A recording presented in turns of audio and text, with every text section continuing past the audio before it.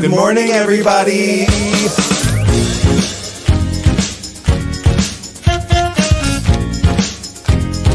Wake up. Wake up, wake up. In Provincetown. This week featuring Wake up, wake up. Can I have some coffee? Wake up, wake up. Make it strong, please. Hey. Oh. Hey. Wake up, wake up. Oh. No, really, can I have some coffee? Wake up, wake up.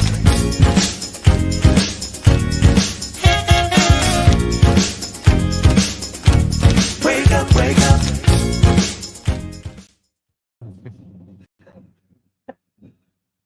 Good morning, everyone. Sure. Sure, yeah, okay. It is Friday, November 8th, and it's been a week. It's been a week. Yeah. Bob ran off. Yeah, Bob is gone. Bob's left the country. We have the lovely Kristen Becker filling in for Bob. Yay! Yeah. Happy to be here. Thanks. Happy to have you here. Wearing my Women's Week hoodie. Because that's 40th probably the last time anniversary. we're going to be allowed to gather in mass. Yeah, it was a tough week this week. It feels like Halloween was 3 years ago. It really, actually, yeah, that's Yeah. correct.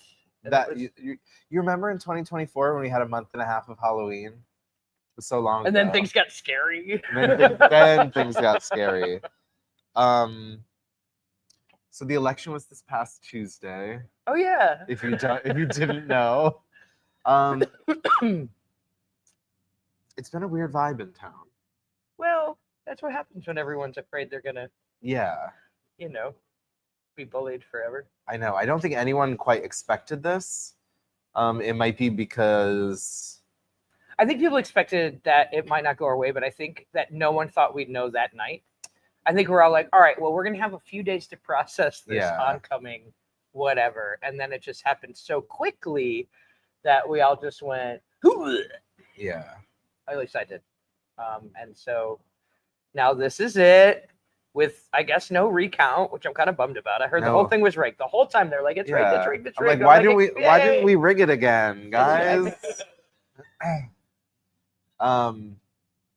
Yeah, I honestly haven't been able to really dwell on it too much, just because I haven't had the energy to put into what this means for our country, my community, the people I care about. Because I know once I start delving into those things and really think about it, I'm not going to be happy about it. I mean, you just have to stay in Massachusetts. Literally, yeah. Locally, we did well. Luckily, people were great. Yeah. Did great. I mean, Massachusetts was, I think, one of the only states that was immediately called blue. When you look at the communities that overwhelmingly supported Kamala Harris in this past election, it was specifically queer people and Black women. Yep.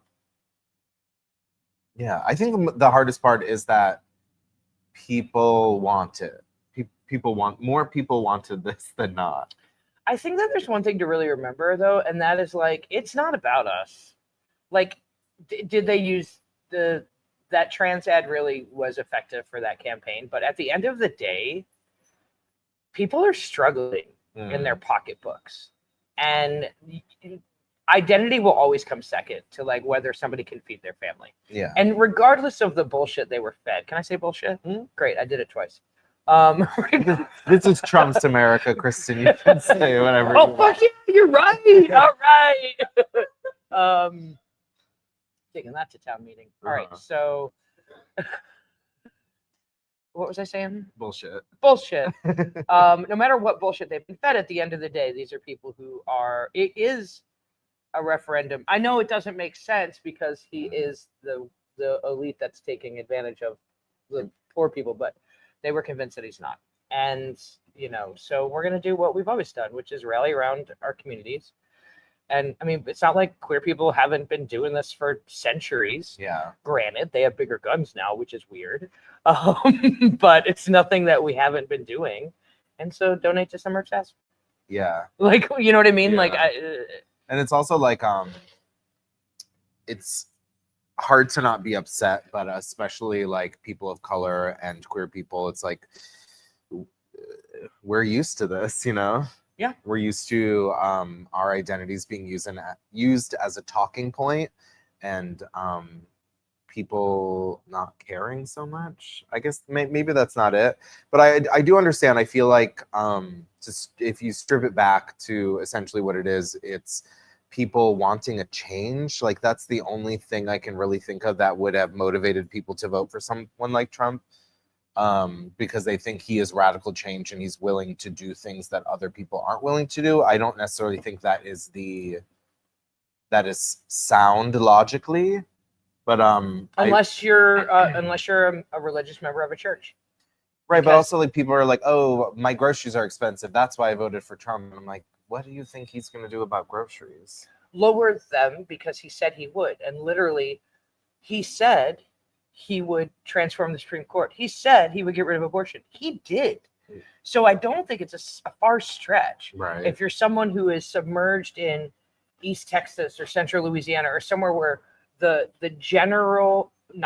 entire media blitz is coming to you, telling you the things he did before and what he says he's going to do this time. Why wouldn't you believe it? That's why true. The evangelical vote was still there, because he did the things, even though he's a flawed character, and which now it's even worse. Like now it's definitely like, oh, Jesus must have handpicked this person because he's so fucked, but yet he gave us what we wanted. Right. And this was us being a better person by learning to love this flawed character, and we've now been rewarded. So guess what? Cheap bread's next. Like it. Yeah. Anyway, don't get me going. Yeah. Gummy hasn't even kicked in yet. I saw a meme. It was like the Democratic Party vows to learn absolutely nothing from this. Correct. And I do hope that that is not the case, but that is what it seems. I feel like running a moderate and running on moderate ideals and dangling things, progressive ideals, but proving time and time again that you won't be doing any of that. Which we ran identity politics, because if not, we would have run Bernie over Hillary. Like that's identity politics. That's saying, oh, but we're going to push a woman through, right? Versus pushing an agenda through. But no, we're afraid to be bold. Yeah. And so it's frustrating to watch the we dance with Liz Cheney. Right. No, that's exactly what I was about to say. It's like, it's frustrating to watch the Democratic Party embrace the enemies of our past. Like that's some sort of good sign, rather and be fearful of progressive policies and the actual change that people do want. But isn't that like the lasting effect of oppression, is like just wanting their approval? Right. You know what I mean? Like, isn't that like the thing that sticks with us the most? Guys, Liz Cheney says she'll come. Guys, can you believe it? Liz Cheney's gonna come talk for us. Oh my god, oh my god, oh my god. Totally. Like, she's a lesbian. Yeah, like just them being so proud that like George W. Bush like endorsed Kamala. I'm just like, that's not great. I think the problem is, and I know this is like, I think that the problem that this is a larger scale of January 6th, in that there was a large mass of people who were just walking in a parade that didn't know what was happening, right? Those people did exist. And now there's those same like a little to the right moderates who are just worried about their wallets are now on the path with the extreme 2025 people who are gonna lock up our uteruses and monitor our periods stuff. Cool. Good morning. Good morning. I've been like dreading this show all week just because I like haven't. I wouldn't have said yes if I wasn't drunk when you asked me. I just want to be very clear. But like, I just like, I haven't really been able to wrap my head around it or know what to say, you know? I think that's okay. I mean, isn't that like this is a processing time? Yeah. It was a big ass shift. But I think in the root of it, I'm not shocked. I'm in shock, but I'm not shocked. Does that make sense? Like I'm a little bit like, but I'm also like, I guess the reason I'm shocked is like Trump's rallies were empty, Kamala's were packed. Taylor Swift endorsed Kamala. Who endorsed Trump? Yeah, I don't understand. I dare say the extreme celebrity of it lost us votes. Interesting. I dare say that these are the people who are like the elite, the New York Californias who don't get us. I dare say that falls into the same vein of like writing a postcard and telling someone how to vote. I think it becomes a rejection of all that is, because there's no way you can relate to what, a moderately religious person with 3 kids in a small town in the South could relate to. I can't. Correct. And so they're not going to listen just because a celebrity told them. They'll probably do the opposite. But yeah, blame Taylor. I love that. Blame Taylor. Yeah, but not Beyonce. No, okay. obviously not Beyonce. Correct. Yes. Just to be sure. In some good news around the election, 7 out of 10 referendums on abortion did pass. It's a bummer to see a couple of referendums in Florida not pass because they didn't pass the 60% threshold. That alone is insane to me. That people are like Yeah. democracy, but like 60% though. Even though 59% of people wanted this and only 40% of people wanted the other thing, it has to be that because of democracy. Well, I mean, we are in the age of minority rule. That's where we are right now. Also, Sarah McBride out of Delaware won the sole seat in the House of Representatives in Delaware, which is really exciting. She's the first out trans member of Congress. We need like 10 more, 20 more. She needs at least 10 more, but she also needs like a lesbian mafia to like walk her to and fro her fucking office. Because would you want to be the first trans woman walking into fucking this administration? Oof. Ooh. Yeah. Remind me. Remind you what? I'm pretty sure I can't say it now. Okay, but I will say it later. Let's head over to weather, and we'll be back with other stuff. Boy, oh boy, what a week. And no, I am not talking about the election. Good morning, everyone. It's a beautiful day here in the West End. The weather has been nothing short of miraculous this week, hitting nearly 70 degrees since Tuesday. And we're starting off today on a gorgeous note, though it's a bit chillier this morning. Still not cold enough for me to put a shirt on. Today, we're looking at sunny skies with a high around 65. However, cold front is moving through later today, bringing strong gusty winds and cooler temperatures. In fact, there's a gale warning in effect until 1 p.m. tomorrow, which means we'll see sustained winds between 39 and 54 miles per hour. Hold on to your hats and make sure to batten down the hatches before sunset. Tomorrow will be cooler but clear with a high around 50, and the wind should ease up by the afternoon. Sunday will bring milder temperatures, partly cloudy skies, and a high near 60. We're expecting some showers late Sunday night, but they should clear out by midday Monday. For those of you planning a beach stroll this weekend, the early morning is your best bet for low tides. And if you're heading out for some late night fun, you'll have no trouble with the tides. Have a great time out there, boys. And woof. It's also the 4th annual Food and Wine Festival, and this weekend marks the last chance for tea dance of the season. If you're in town, come by the boat slip today, tomorrow, and especially Sunday for one final dance until next May.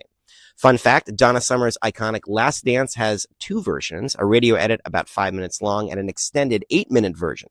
Boat Slip's resident DJ Mary Alice only plays the long version twice a year, once on Labor Day Monday and again for the very last tea. So come join the whole town to dance the last dance this season. Tea starts at 4. Everyone have a fabulous weekend. For those of you in town, I will see you at tea. Guys, back to you at the brewery.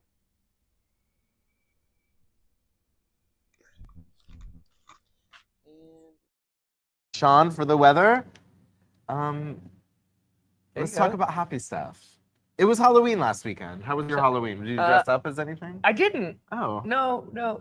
I don't. I think that Women's Week really like we went all out, and so this Halloween I was like, I'm just gonna not for a second. And so I just didn't. I liked watching though. Yeah. As I do. Yeah, I did a lot of Halloween. It was my first weekend like fully at the Gifford House, and it was a wild ride. Yeah. Yeah. So Thursday night was the towny masquerade, which was very fun and very busy. And Yeah. then Friday night was Fag Bash, which was insanely fun and insanely busy. Very And then nice. Saturday night was the underwear party, and that was also insanely busy. I was like, girl, this is too much. How does one costume their underwear? So Like, how I do you Halloween underwear? I Are was there- a witch. Were you? Yeah. Did you just wear a hat? There? Was it just a No, hat? I had a hat on, You had a hat a on? cape, Okay. and then underwear. But was your underwear witch themed? It was a black mesh thong. I feel like that's witch themed. That's what you wear every day, Harrison. That's not even, you didn't even try. You just put on Wednesday's black mesh. Yeah, thong exactly. And went into that's not- Literally, yeah. But yeah. Was there body paint? Like, I just No. expect, no, underwear party was just, we know what we're Well, here I was for. also let's like not working, pretend. so I couldn't. No, but I mean amongst the crowd. Yeah, body paint. No, No, it was just underwear. there were a They're lot of like, just underwear people. Halloween's Well, over. I think a lot of Halloween was absolutely insane here in Provincetown, and I think that has to do with the fact that Halloween being on a Thursday, Spooky Bear and Provincetown decided to do Halloween the weekend after, and I think because of that, it made it especially busy because I think a lot of cities did Halloween the week before. Correct. So 2 Halloweens. yeah, people in New York and in Boston, DC, wherever they're coming from, didn't have to pick whether they wanted to spend it in their home city or Provincetown. They got to do both, which is insane to And me. everybody knows how much the gays love to worship the devil. Literally. Or you can also wear the same costume twice in Yes. different places. No So- one would ever see. I think a lot of people made a 4-day weekend out of it and came up Thursday and stayed through the weekend. It was crazy busy in town, but it was great to see. I'm going into the off season. It was really fun. The vibe in town Yeah. felt nice. It was a good, the weather was nice. It Mhm. felt like an elongated. T-Dance was still busy on Sunday, and people were still wearing costumes on Nice. Sunday. Yeah, no, That's this was the Halloween that insane. would never die. That's too much Halloween. I mean, I don't know. It seemed to be enough. Considering it was our last Halloween, I'm glad we Literally. really went all out. Yeah, that's true. I feel like Provincetown is a bit of a problem when it comes to Provincetown is like still doing things that people would have deemed inappropriate 15 years ago. Oh, say more. Well, I mean, this past Pet Tea, a group of men dressed up in tiny sombreros and ponchos won best costume. Did they have chihuahuas? I don't know. I Because don't. that's the only way I'm even giving a little bit of a pass for the Yeah. chihuahuas and sombreros. Also, as part of someone's Halloween display this past week, I saw pictures of a series of jack-o'-lanterns Mhm. and then a watermelon that was carved that said Kamala. In Provincetown? Yeah. What? I just feel like people aren't using their brains. Do you know What's the address? We're wondering. I don't know what the address Do is. you know what street it was on? I feel like it's one of those things that you can't stay in Provincetown for too long and not leave and venture into the real world. These are all things that we've all decided 10, 20, 30 years ago that this is not okay. And I know we're like, but we're queer and we get it, but like you don't. No, You know what I correct. mean? You have to Not. think, you have to it's wild that those two things happened all within a month. But like, Hinchcliffe there's. made that same joke on the stage in Madison Square. It's Right. true. Yeah. I know. I thought that was gonna work in our favor, but it did not. No. Okay. Yeah.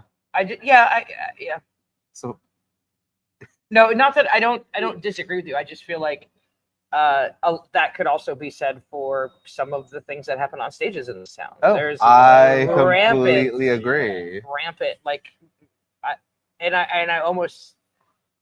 I'm like, okay, that was a dumb person, and someone said, "Did you smash that watermelon?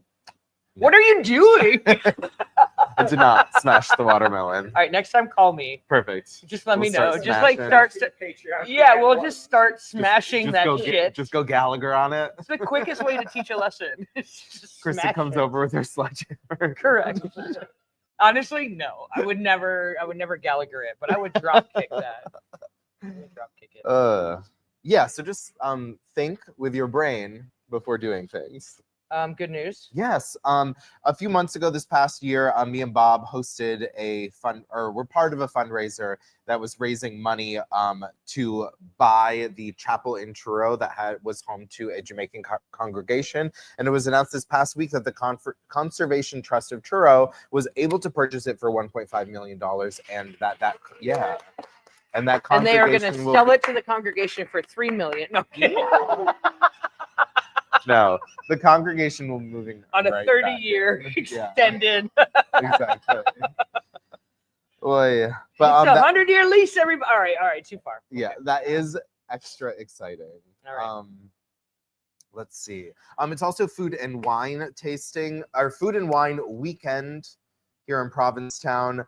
You can Just in time. Sorry. you can check out the entire schedule at ptownfoodandwinefestival.com. I'm really excited for the grand tasting, which is at Town Hall from 1 to 4 this Saturday. Okay, so let's say I'm not a huge. Have you been to these before? I have. Okay, so let's say I'm new to wine. Will I be intimidated, or will I be able to walk in and just be like, I want to learn wine? I think for me, it's like I'm always intimidated, but I also know that there's not a reason to be. Okay. Like the vendors just want you to taste their wine, ask questions about it. Like that's what they're there for. But I'm always embarrassed and feel like I shouldn't do that. But I have to remind myself that is what they're there for. So you buy a ticket, Mhm. and then you walk around drinking everyone's With your glass, wine. exactly. All right. Yeah, okay, you can sounds try. great. You can try a bunch of wines. I'm sure they're gonna have some really fun, exciting new stuff. You're gonna be able to find your new favorite wine, and also there'll be a lot of people from local restaurants. So you can even tell them what wines you like, and they can start carrying them. It's a fun vibe. Usually, this is the year where my anxiety and social anxiety hit really hard, and I have trouble going to this wine tasting. But I think it's gonna be different this year. Well, the sun's still out. The sun is still out. It's still warm out. I'm on Lexapro this time. Okay. And how does Lexapro go with wine? Really good. Really good, nice. So good. But they have so much programming. Tea Dance is open for an extra weekend this year, as always for the past couple of years. But check out their full schedule at ptownfoodandwinefestival.com. It's going to be tons of fun. Clam Tide is. So I wish Bob was here because I know he's more about the clamming. Clamming is on Fridays and Sundays. Low tide today is at 9:43, which is kind of a perfect time to go out and clam. That means you could have probably clammed for the past hour or two and can probably clam for a couple hours after 9:43. That's a long time for clamming. Yeah. Just a reminder, you do have to have a clamming license. You are allowed to take 1 bucket of clams. Show me your license to clam. You got one of those? I mean, inherently, but like not from the government. Ooh, Mark has one. If I get one of those, I get put on a list. Yeah, right. Yeah. So you just want to carry this. Can you bring like a friend? You could bring a friend. it a but plus you can't one? You can't get Additional clams. Yeah, right, exactly. So each license is 1 bucket of clams. Yeah. But I can have a friend clamming with me into my bucket. Absolutely. And just be careful. There are rules around it, and most of those rules are to protect the sustainability and environmentability. So I guess now's as good a time as any. I've never gone clamming. Ooh. Mark, we're gonna go. All right, Ethan and I are going with Mark. Yeah. We're gonna go clamming. I'll get a license. Yeah. To clam. License to clam. License to clam. That is the name of my next show. License to clam. Work. But there's also a little tool. You have to Clamtastic. make sure that the right size. Just do it right, because this is a really cool thing that our community gets to do for now. Did you know that you can also have up to 10 lobster traps per household? Really? Mm-hmm. Where? I mean, where there's lobster. I don't know where that is, You Kristen. can put 3 in your front yard just for decor. You're couple in the allowed bathtub. 10 decorative lobster traps on your property. I feel like you're allowed, but I feel like that's a lot of work that I wouldn't be able to do. Not yet, but once the war starts, Yeah, we're talking survival I here. know. We got clams, we got lobster, we got mussels. Yeah. On my TikTok, I'm getting a lot of stuff being like, buy this book. It's how to live off grid. Girl, I got you. I got that book. Don't worry. My bag's in the Jeep at any Right, time. right, You need to right. go, we can go. Oh yeah. Oh yeah. No, exactly. Learn how to farm. What else? So this past week, the New York Times Tech Guild went on strike. So the 600 members of the Tech Guild went on strike this past week, this past Monday at midnight to be specifically. They are a group that controls the back end of the paper's extensive digital operations, including the games and cooking apps. They are fighting for just cause, fair payment, and remote work protection. They have been working on a deal for over 2 years with leadership at the newspaper and have been unable to come up with an agreement. This past Thursday, they had a mobile billboard circulating in the headquarters accusing 2 executives of union busting. So no Wordle. No Wordle, none of that. No Don't Wordle, play no our recipes. games. Yeah. No crossword, no spelling bee. So how's There it is- operating right now? There is a secondary link that the Tech Guild put up. I think it's strikey.org. That you can play That the you can games. play the games, but not have to go to the New York Times We site. love that. Yeah. So the billboards targeted the CEO, Meredith Kopit. The guild says that she wants them to settle for crumbs while earning over $10 million this year. They also went after the CTO, which must be Chief Technical Officer, Jason Sobel. And he's saying he is trying to force a back to office order while he works remotely from Silicon Valley.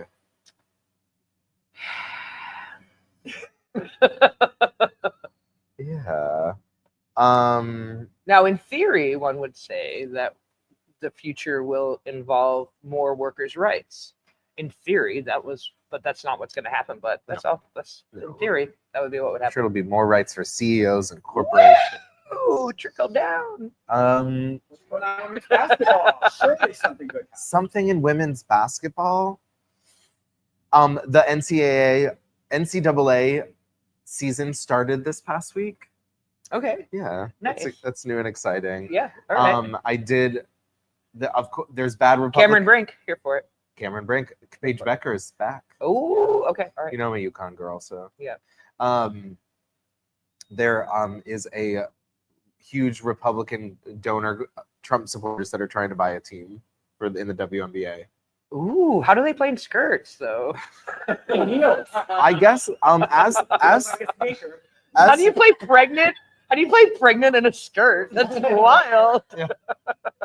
But honestly, things like this, I do wonder when you're talking about sports teams or the military and being stationed or traded around. Like, what is say you're playing for a team in Connecticut and they want to transfer you to a team in a state that doesn't have reproductive rights or queer protections. I feel pretty confidently that the players' union is going to be on that. In the same way that I think any corporation that has any progressive values is having that discussion. They're definitely having those discussions about when they were saying we're not going to go have a convention in this state because of this, and we're not going to have our big four because of this. Are they going to do that? Are they going to stay to those policies? Or? Yeah. Let's do the roundup with Sam, and then we'll come back with one more news story, and then we'll move it along. Thank you for. Good morning, everyone, and welcome to the weekly roundup with me, Sam Sewell, for November 8th through the 14th. This weekend, it is the Provincetown Food and Wine Festival. They are in town. They started yesterday. Go to ptownfoodandwinefestival.com for all of the information, including today's gallery stroll and Mayflower complimentary shuttle service. Also, there's going to be grand wine tasting and many, many events, so you're going to want to go to ptownfoodandwinefestival.com for more information on that. Also on Saturday, Mooncusser is holding their annual Get What You Get at Mooncusser, starting at 11 a.m. Benefit for Ryan Bassett. Swing by at 11 and all day to spin the wheel for $100, and you get what you get. For an extra $20, you can make another choice if you'd like.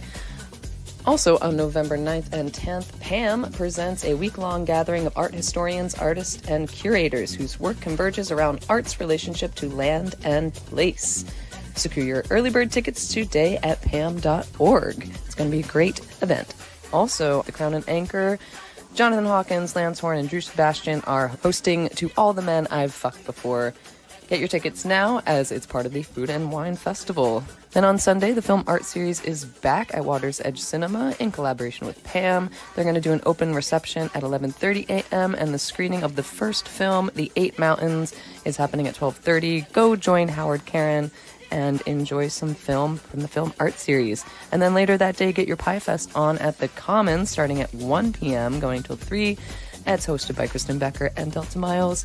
It's always a great time over at the Pie Fest. I cannot wait. Then on Tuesday, Tangled Tuesdays is back in town at 5 p.m. over at the Provinceland front side of the building, 90 Shank Painter. You can get your cozy knitting night on and go join Tangled Tuesday. Then on Wednesday over at the Commons, the B-Plot Reading Series is producing the Thanksgiving play. If you have not seen this play, this is a great and fabulous cast to bring you this play. I think it's about time we all watch some theater, and this is relevant as ever, so go catch them at the Commons at 7 p.m. on Wednesday. And Thursday, if you haven't heard, Go Fish Trivia is back on Thursdays. No more Mondays with Harrison at the Provincetown Brewing Company. They are on Thursdays at 7 p.m. Also at 7 p.m. over at the Governor Bradford, Lux Liaison Presents Mother, and this week is camp, so you're going to want to catch that. As always, if you have any other information on anything that's going on in town, please email me, samsoularts@gmail.com, and have a great Food and Wine Festival weekend, everyone.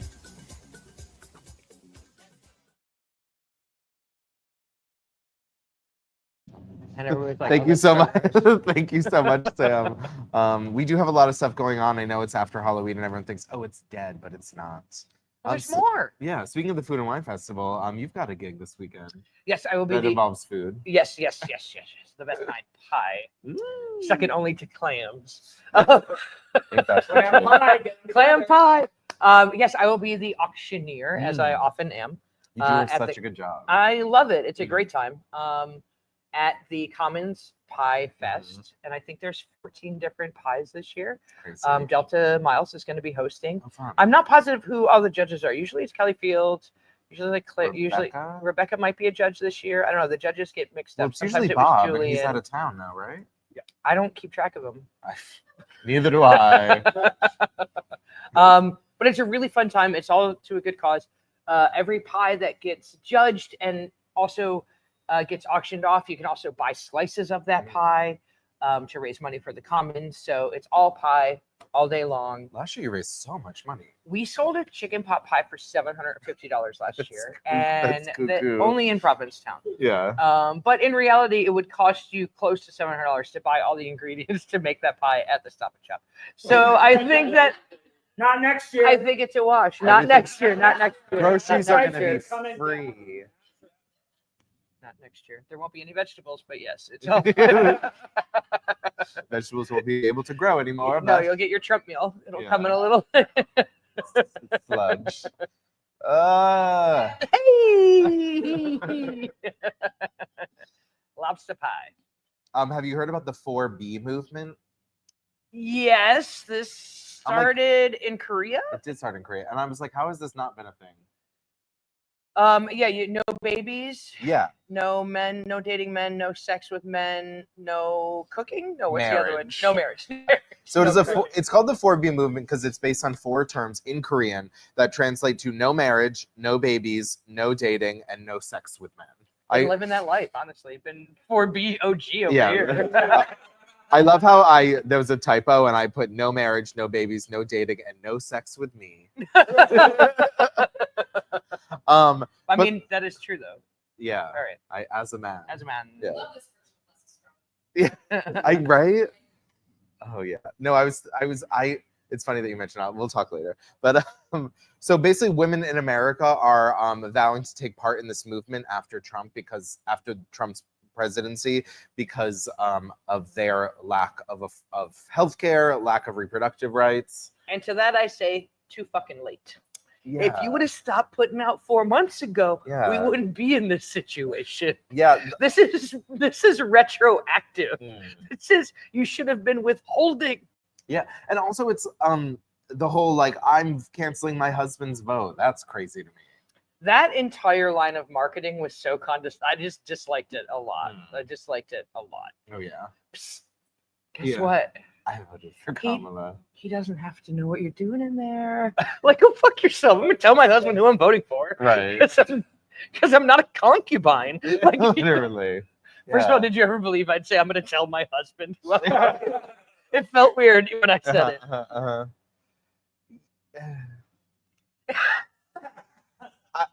It's gonna be fine. Yeah. It's gonna be fine. We've done this before. Yeah, we've done this before. I feel like it's gonna be worse this time, but it's gonna be fine. Right. I feel like we are lucky to be here in Provincetown, in the bluest part of the bluest state. Correct. But those 183 people in town that voted for Trump, I got my eye on you. You know what? Yes, but they need tax breaks, and I think this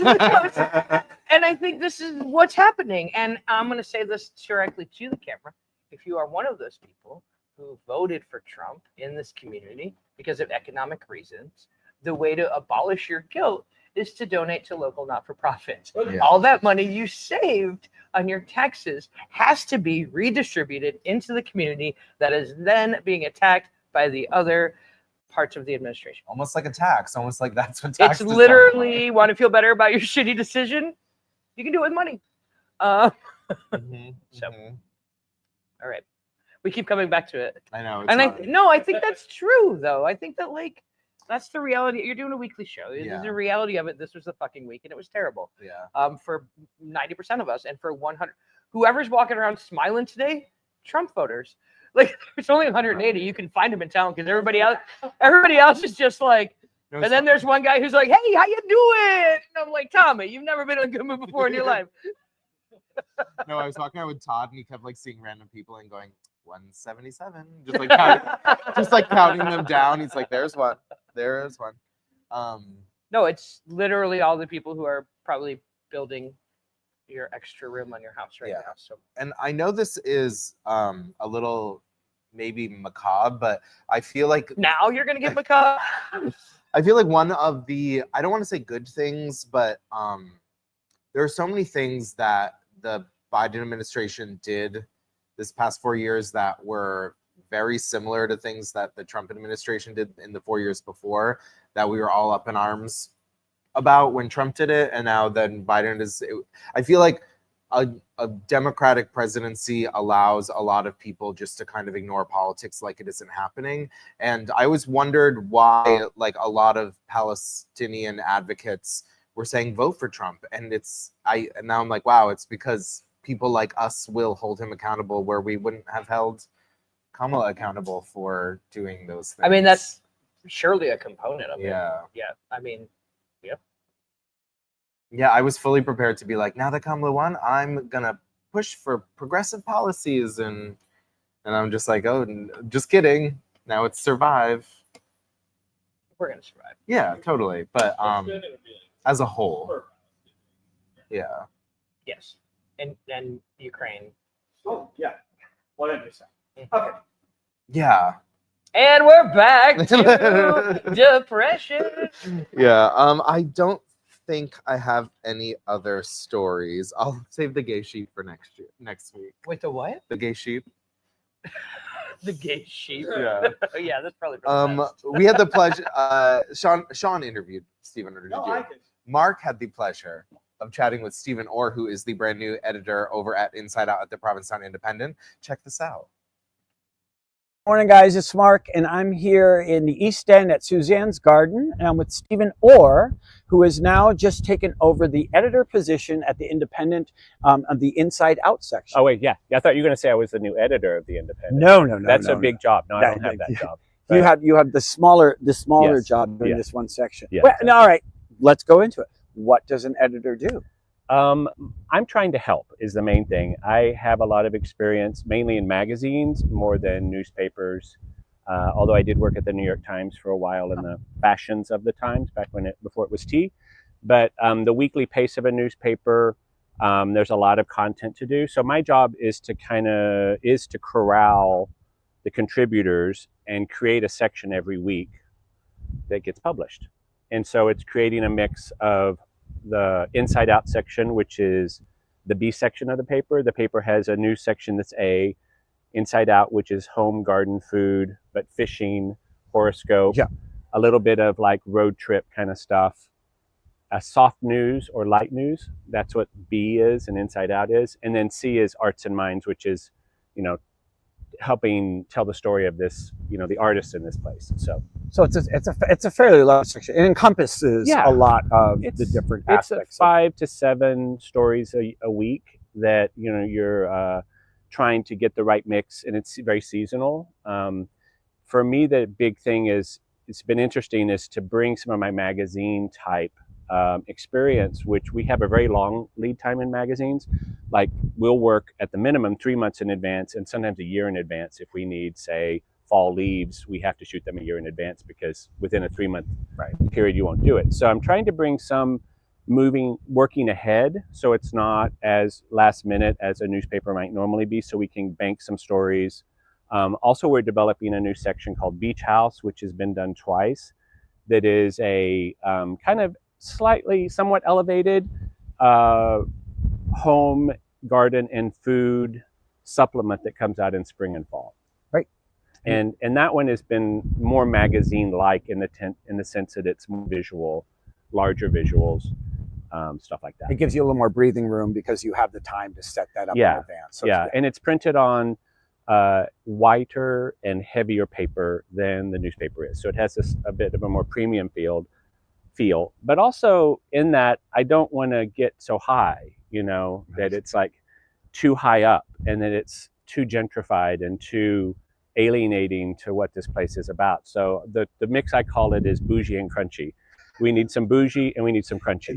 This place has always been bougie. It really has. Yeah, but we want to kind of show that there's some things where someone's, you know, using some really beautiful, nice wallpaper. Then there's another place that's very old Cape with salvage and has the feeling of something 100 years ago. Yeah, and you just did a section on Nate McKean and how his work is always like, let's salvage what we can and bring this in, and that aesthetic is always, that's what brings people here. Yeah. It's not the like, oh, this fancy new home and blah, blah. Right. It is like, oh, this is old Cape Cod, and this was like, oh, and you have shipwreck beams in your house. Yeah. And like, how do we maintain that? Everything doesn't have to be a granite countertop and you know, brand new gray cabinets. I don't want to, you know, we're trying not to show things that are just rip it all out and make it look like what I call a white box reno. That's just take out all the original walls and the nice woodwork and put up you know, white spaces that look like they could be anywhere. Right. You could just draw out, this is my condo in Boston or New York. Oh, and now I'm here at home. And everything's the same. And, you know, the place is built on that. The history of the place is a lot of the houses here have pieces of ships because people would go and salvage the ships. Sometimes quite voraciously, and take all the stuff off the shipwreck and use it to build stuff because there was no wood. There was no plaster walls. For a long period in the early history of this town, there were no plaster walls. And then a shipwreck of lath happened. Oh, wow. And lath is that milled work that goes behind a plaster wall. And that shipwreck happened. They got all of that lath. That was plaster's cheap. It was the lath that was expensive. They went and they got all that lath, and then within years, people started having plaster walls in their house, or just lath used as ceiling panels and stuff. And I have an antique Cape, my husband and I, in Truro, and it was moved in 1938 from its original location. But when we renovated, but we kept the historic rooms the same. But when you lift up something to replace some rotted wood, we could find seaweed as insulation and stuff like that. And then there's horsehair in the plaster at some places and sand in other places. So it's great to have all those traditions. The waterfront places weren't even insulated because they were designed to flood. Oh, wow. And then drain out. So if you put insulated walls, it would rot and stuff. Yeah. Amazing. Now, what brings you to Provincetown, and what's your history here with Provincetown? My history is short, but I love, like many people, I'm drawn here by the combination of natural beauty, the art scene. I have an art degree, even though I was in corporate media for 36 years in New York with a bunch of different magazines, House and Garden. Previously, I was the editor-in-chief of Better Homes and Gardens. But also Martha Stewart. I was Martha Stewart's garden editor for a little while, 3 years, and then Domino Magazine, House and Garden, as I mentioned, maybe. And then, you know, being able to do all of that was great. And my next stage, I wanted to be in some place as beautiful as this, but also celebrate the nature, celebrate the art colony, which is very important to me, and support the local arts here, and not just take. I didn't want to dip in, have my beautiful life and dip out or whatever. Sure. I wanted to come here, and there's so much need, and housing is one of the biggest needs. So I thought, well, I have a house. What could I do to help give back? And so that's what this job's about. Awesome.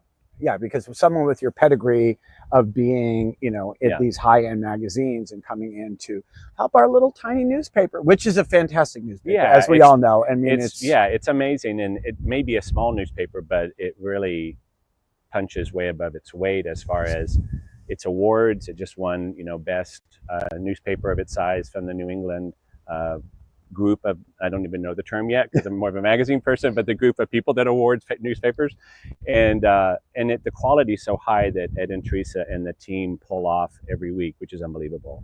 Absolutely. And it's so much work. Everybody's working so hard. So just to see in 3 weeks, it's about my third week, to see in 3 weeks that I can see that there is maybe a little wiggle room for some people who used to have to do the section, right, makes me happy. Okay. And where do you see going forward? Do you see a growth of this section, or do you just see like you're bringing a skill set that wasn't there? And I know that you said that you want to like sort of pre-program segments, I think maybe it's a little bit more to make it a little easier. Yeah, easier for everyone involved. Sure. And not so last minute, so that it's so much weekend time for certain people. I don't think I see a radical transformation of the section. I think it's more of just guiding and tweaking and coming up with new ideas, taking the stuff that works, developing those things, we already have some new section ideas.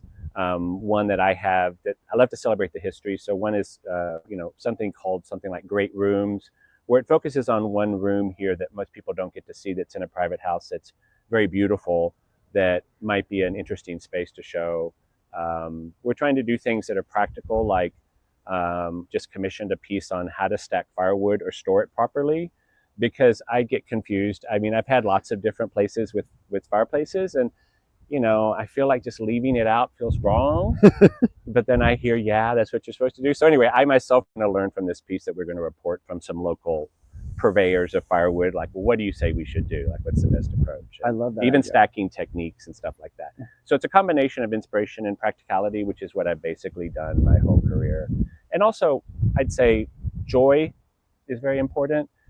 The section I'm working on is driving a lot of advertising because it's the feel-good section, as far as, arts is too, but the news can be upsetting, especially these days.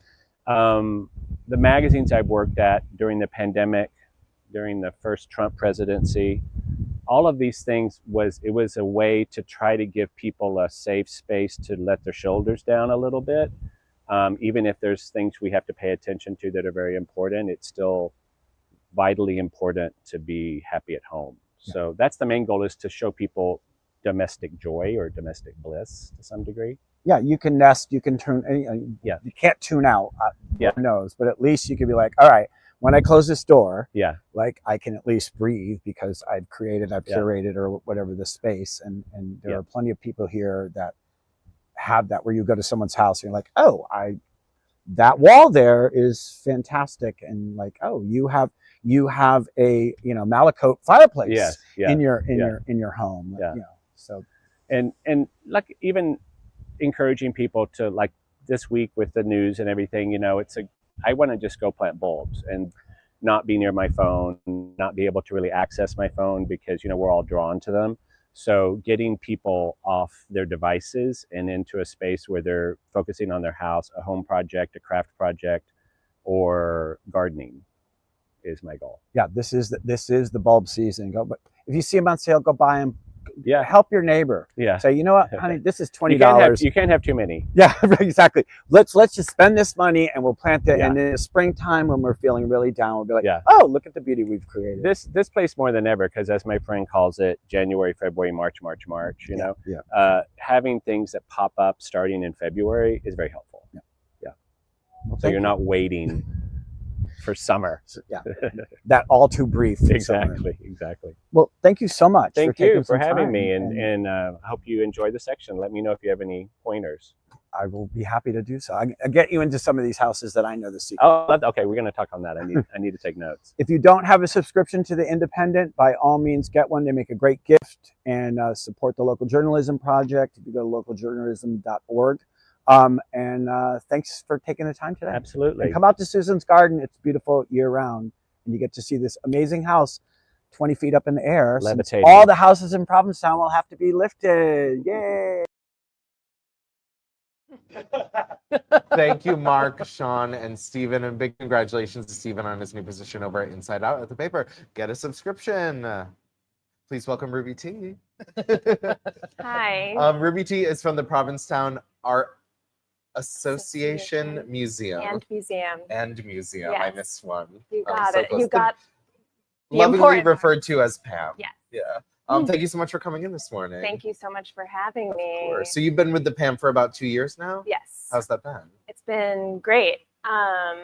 I work in education Mhm. there, and I am an artist by life, but an educator by trade. I love that. And so it's been a really great opportunity to understand a new angle of education that I hadn't gotten to experience before. Working in a museum has been new for me, and we just have like a really stunning, ridiculously phenomenal collection that we get to work from and really closely as educators there. So it's been cool. That's really cool. Yeah. What brought you to Provincetown? My folks live here, and I wanted to escape a bedbug infested studio apartment in Chicago in the height of the pandemic, and I just get like that. see what was going on here, Uh-huh. like so many others, I think. Definitely, Yeah. definitely. Mhm. So tell us a little about the upcoming weekend over at Pam. It is the inaugural art symposium. Yes. Symposium on American Art, which is Sure. obviously a broad and problematic category Mhm, that we're mhm. going to talk about. So this is taking place Saturday and Sunday, and it's the first time we're doing anything like this. It's really exciting. It really came out of a desire to look at the landscape tradition that is really like at the heart of Provincetown's art history and community, and think a little bit more expansively or critically about what land we're on, and like not just staying in a place of like, I mean, I just keep wanting to use the word reverence, because I do think that we all have a lot of reverence for this land, regardless of where we come from. But we don't often honor, let alone like baseline acknowledge that we're on Wampanoag land, we're on Indigenous land. We talk a lot here about the mythology of the Pilgrims, and this being like the site of first encounter, which is pretty reductive. And so this feels like an opportunity for us to not do so much of like a tacit acknowledgement of where we are, but really start to break down like, why don't we have any Native artists in our collection, for one, Northern American Native artists in our collection, for one, and how can we invite Native artists into the museum in a way that's, we hope, not tokenizing or stopping at representation, but really like looking at some of these artistic traditions, particularly Wampanoag traditions, but also Native art more broadly, including contemporary Native art, and really start like connecting what Pam has been doing for over a century to that missing story, so that we can tell a more complete story of this place. Because art is how we tell stories. And so if we're not addressing this like huge chunk of art history and contemporary artistic production, then we're not there yet. And so day one is on Saturday. We have 3 guests. We have our keynote speaker is Tess Lukey, who's a Quina Wampanoag. She's a curator of Native American art at the Trustees of Reservations, which is a huge like museum and land conservation network in Massachusetts. We also have Elizabeth James Perry, who's also a member of the Aquinnah Wampanoag tribe, and she's a marine biologist, and then she's also an artist who works a lot in like Northeastern woodlands traditions. She does, and like carrying forth these traditions into the future, like wampum carving and natural material dye and weaving. And then we have Ryan Rice, who's a curator out of Ontario. And he is doing a presentation about how placemaking and place taking, as he calls it, is like a strategy or tool for advancing Native sovereignty. And so that's just day one. And I don't want to like keep on going and going, but I'm happy to talk about day two if it's of interest, but I will pause now. Yeah. Well, how can one be a part of it? It's $10 pre-order tickets, Yes. $15 at the door. Yes. Our Free for members. It is free for members, and early bird tickets for non-members are $10 through this afternoon. So I would say get on the internet before 2 p.m. today if you want your free PAM member ticket or your $10 non-member ticket. After that, it's $10 for members, $15 for non-members, but that includes the price of museum admission. Okay. Is it kind of an all-day thing? Are you just pop in and out? I would encourage people to come for the whole chunk of time if possible, because it's meant to be like a cohesive program. Yeah. So tomorrow is 10 a.m. to 1 p.m. Okay. And then Sunday is 10 a.m. to noon. Is this going to be a yearly thing, you think, moving forward? I hope like yearly or maybe biennial. Oh, awesome. Yeah, that's my hope. That's our hope. But you're like, let's get through the first pilot. Then we'll figure it out. Yeah. That's really awesome and exciting. I love that you are, and Pam is making a point of being more inclusive and representative of Native art. Yes, and we really are determined to throw some like material action behind this gesture and not just, like I said, be like purely representational without going a little bit deeper. So for people who aren't aware, land tax is a beautiful concept that involves paying what some people call land tax, some people call an honor tax, to the tribe or to a native cultural institution whose land you're on. And there's many different ways that it can work. We're not doing that. I think we all should be doing that individually, organizationally. But what we are doing for this weekend and moving forward is inviting donations from our attendees to the Aquinnah Cultural Center and Museum, which is on Martha's Vineyard and is a Native-run cultural center and museum that does a lot of work to like preserve and steward Wampanoag art and culture into the future. So even if you can't make it, consider checking out Aquinnah Cultural Center and maybe making a donation. Yeah. Is that part of the ticket price too? Is any of that going? It's not part of the ticket price. It's a added donation that people can choose and should choose. I know. Okay, good. Not my choice. No, I know. Just putting it out there. Word. So any highlights from Sunday that you want to throw in? Yes, thank you. So on Sunday, we are looking a little bit more closely at the genre or category of landscape and trying to think like more, again, expansively about what is landscape? Like, is it just like a cropped image of like something that we're looking at, a boat on the harbor? Or can it mean something more? And so we have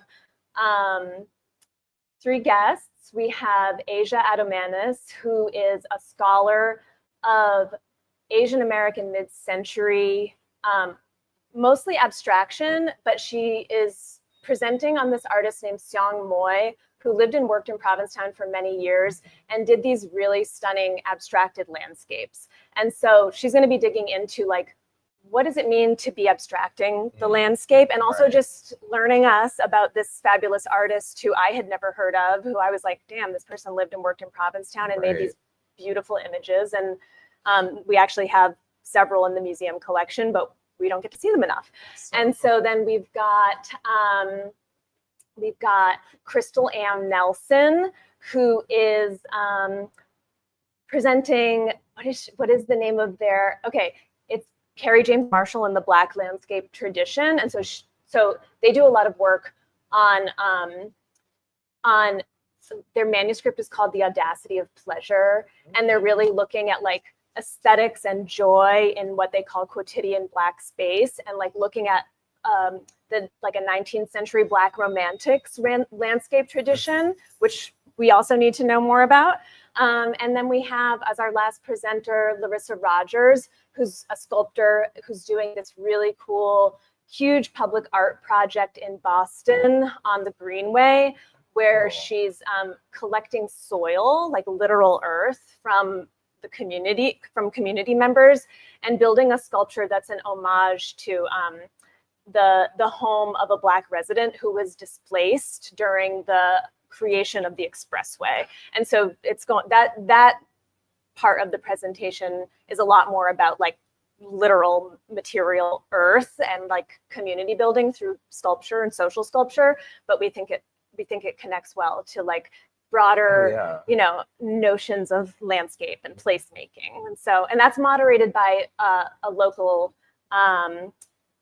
darling artist in Wellfleet, James Everett Stanley. So many know him here, and he's going to be leading that conversation. Oh, awesome.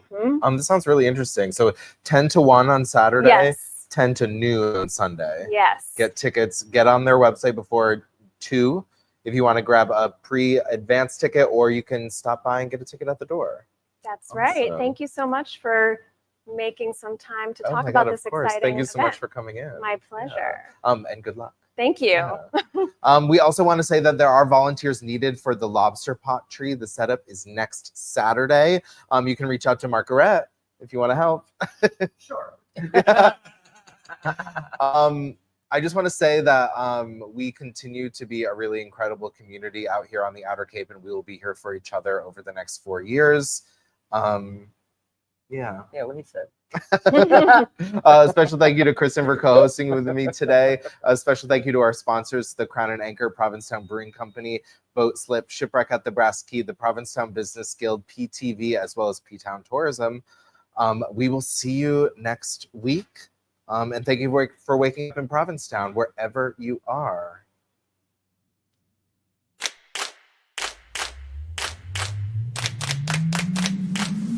Good morning, everybody.